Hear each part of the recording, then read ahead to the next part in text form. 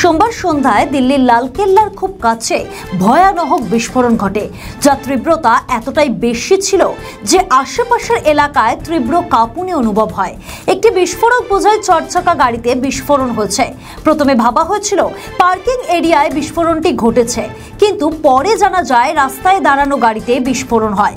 ফলে আশেপাশের প্রায় 7 থেকে 8টি গাড়িতে আগুন ধরে যায় এবং প্রায় 20টি গাড়ি ক্ষতিগ্রস্ত হয়। একটি i20 গাড়িকে চিহ্নিত করেছে তদন্তকারী সংস্থাগুলি। সে গাড়ির মালিককে আটক করে জিজ্ঞাসাবাদ করতেই সামনে আসে বিস্ফোরক তথ্য। এই বিস্ফোরণ যে আচমকাই হয়েছে তা নয়, কারণ গত 1 মাসে ভারতের গোয়েন্দা সংস্থাগুলি এরকম 8টি জঙ্গি নাশকতার প্রচেষ্টা বানচাল করেছে। গত কয়েকদিনে দেশের বিভিন্ন প্রান্ত থেকে বেশ কয়েকজনকে গ্রেপ্তার করা হয়েছে, যাদের শিক্ষাগত যোগ্যতা চমকে দেওয়ার মতো। কেউ রোগীদের সেবায় নিয়োজিত ডাক্তার, তো আবার কেউ মেকানিক্যাল ইঞ্জিনিয়ার। সোমবার দিল্লির লালকেল্লার সামনে ঘটা বিস্ফোরণে এই সকল ডাক্তার ও ইঞ্জিনিয়ারদের জঙ্গি যোগ পাওয়া গেছে। উত্তরপ্রদেশ ও দিল্লির একাধিক জায়গায় হানা দিয়ে জম্মু ও কাশ্মীর পুলিশ ও হরিয়ানা পুলিশের STF হরিয়ানার ফরিদাবাদে দুটি ভাড়া বাড়ি থেকে প্রায় 3000 কেজি বিস্ফোরক উদ্ধার করে। আর সেই ভাড়া বাড়ি দুটি জম্মু ও কাশ্মীরের বাসিন্দা মুজাম্মিল সাকিল নামে একজন ডাক্তারের। তিনি ফরিদাবাদে আল ফলাহ মেডিকেল কলেজ ও হাসপাতালের চিকিৎসক ছিলেন। জঙ্গি সংগঠন জৈশ-ই-মোহাম্মদের সাথে তার যোগসূত্র পাওয়া গেছে।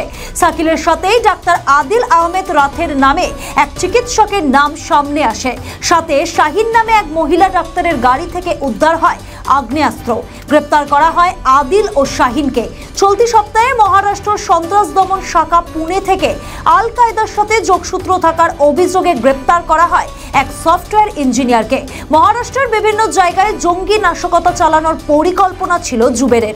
অন্যদিকে Gujarat police MBBS graduate Ahmed Mohiuddin Syed নামে একজনকে গ্রেপ্তার করেছে। পুলিশের চাঞ্চল্যকর দাবি, চীনে পড়াশোনা করা মহিউদ্দিন সৈয়দ সাধারণ মানুষের পানীয় জলে বিষাক্ত রাসায়নিক রাইসিন মেশানোর পরিকল্পনা করেছিল। সে তার আরো 2 সঙ্গীকে নিয়ে দিল্লি ও লখনৌতে মন্দিরের প্রসাদে বিষ মেশানোর পরিকল্পনা করেছিল। যাদের শিক্ষাগত যোগ্যতা এত সম্মানজনক, তাদের এই জঙ্গি যোগে সামিল থাকা নিয়ে স্বাভাবিকভাবেই চিন্তায় কেন্দ্রীয় এজেন্সিগুলি।